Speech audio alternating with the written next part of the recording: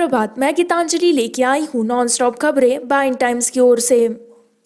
भारत को मिली बड़ी कामयाबी, चीनी सीमा पर 6 नई पहाड़ियों पर किया कब्जा। पूर्वी लद्दाख में चीन सीमा पर भारतीय सेना ने पिछले 20 दिनों में बड़ी कामयाबी हासिल की है। भारतीय सेना ने पिछले 20 दिनों में पीपल्स लिबरेशन आर्मी के मंसूबों पर पानी फेरते हुए चीन की सीमा पर 6 नई पहाड़ियों पर कब्जा कर लिया है।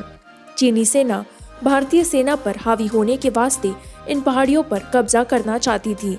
सरकार ने बताया, हमारे जवानों ने 6 नई बड़ी पहाड़ियों पर कब्जा कर लिया है, जिसमें मागर हिल, गुरुंग हिल, रेजांग ला, राजानाला, मोगपारी और फिंगर 4 रीस लाइन पर सबसे बड़ी चोटियां शामिल हैं। पहाड़ियां दक्षिण से उत्तरी किनारे तक फैली हुई है। इस कामयाबी ने जारी संघर्ष के बीच भारत को विशिष्ट क्षेत्रों में चीन पर बढ़त दिला दी है। हरियाणा में किसानों ने विवादास्पद कृषि बिलों का विरोध किया। हरियाणा में किसानों ने रविवार को विस्तृत सुरक्षा व्यवस्था के बीच कृषि संबंधी कृषि बिलों के खिलाफ अपना विरोध प्रदर्शन किया, जो यह सुनिश्चित करने के लिए किए गए हैं कि यह आयोजन सुचारू रूप से गुजर जाए। भारतीय किसान यूनियन की हरियाणा इकाई, जो कुछ अन्य किसान संगठनों द्वारा समर्थित है, एक राज्यव्यापी धरना दे रही है। सेंट्रे के खेत के बिल के खिलाफ विरोध प्रदर्शन, जिसके दौरान प्रदर्शनकारी 12 बजे से 3 बजे तक 3 घंटे के लिए सड़कों को अवरुद्ध करेंगे।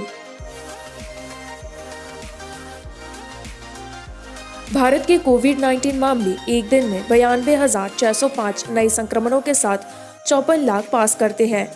स्वास्थ्य मंत्रालय के आंकड़ों से पता चलता है कि पिछले 24 घंटों में 92,605 नए मामलों में नई स्पाइक ने भारत के कोरोना वायरस को 54,619 मामलों में ले लिया। लगभग 43 लाख कोविड रोगी अब तक ठीक हो चुके हैं। पिछले 24 घंटों में 94,612 मरीज बरामद हुए हैं, सरकार ने कहा। भारत ने कोविड-19 के प्रभाव को दूर करने के लिए मालदीव को वित्तीय सहायता में 250 मिलियन अमेरिकी डॉलर का खर्च किया। भारत ने मालदीव को 250 मिलियन अमेरिकी डॉलर की वित्तीय सहायता प्रदान की है, ताकि वह कोविड-19 महामारी के आर्थिक प्रभाव को कम करने में मदद कर सके। भारतीय दूतावास ने रविवार को कहा, सबसे अनुकूल शर्तों के तहत प्रदान किया गया अनुदान जवाब में था।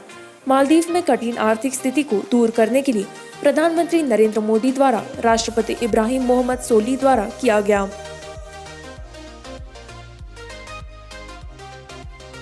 अगले सप्ताह पुणे में ऑक्सफोर्ड वैक्सीन का चरण 3 परीक्षण शुरू होगा।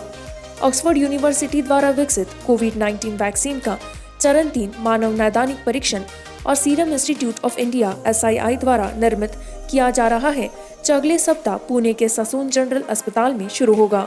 उन्होंने कहा कि टीका अगले सप्ताह में ससून अस्पताल में शुरू होगा। यह सोमवार से शुरू होने की संभावना है।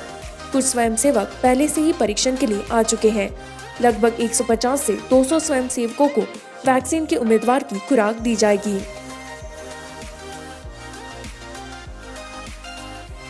आप नेता अरविंद केजरीवाल ने गैर भाजपा दलों से राज्यसभा में कृषि बिलों के खिलाफ मतदान करने का आग्रह किया। आप के राष्ट्रीय संयोजक और दिल्ली के मुख्यमंत्री अरविंद केजरीवाल ने रविवार को सभी गैर बीजेपी दलों से राज्यसभा में 3 कृषि संबंधी बिलों के खिलाफ मतदान करने की अपील करते हुए कहा कि देश में किसान कामना करते हैं। हालांकि केजरीवाल ने कहा था कि उनकी पार्टी वोट देगी 3 विधेयकों और उन्हें किसान विरोधी करार दिया। पूरे देश में आज राज्यसभा को देख रहे हैं। राज्यसभा में भाजपा अल्पमत में है।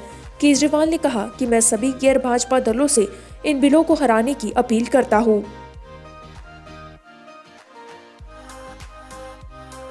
MP विधानसभा उपचुनावों में कांग्रेस के लिए प्रचार करने के लिए सचिन पायलट। मध्य प्रदेश कांग्रेस ने अपने राजस्थान के नेता सचिन पायलट को राज्य की 28 विधानसभा सीटों के लिए उपचुनाव में पार्टी उम्मीदवारों के लिए प्रचार करने के लिए चुना है। पार्टी के एक प्रवक्ता ने रविवार को कहा, इनमें से ज्यादातर सीटें ग्वालियर चंबल क्षेत्र में हैं। पायलट के पूर्व पार्टी सहयोगी ज्योतिरादित्य सिंधिया का गढ़ माना जाता है, जो बीजेपी के राज्यसभा सदस्य हैं। चुनाव आयोग को इन 28 सीटों पर उपचुनाव के लिए कार्यक्रम की घोषणा करना बाकी है, जो कांग्रेस के 25 विधायकों के इस्तीफे के कारण और 3 सिटिंग विधायकों की मौत के कारण खाली है। इसी के साथ मैं संवाददाता गीतांजलि आपसे विदा लेती हूँ। इसी तरह के नॉन स्टॉप खबरों को जारी रखने के लिए बाइन टाइम्स हिंदी को लाइक करें, सब्सक्राइब करें, शेयर करें।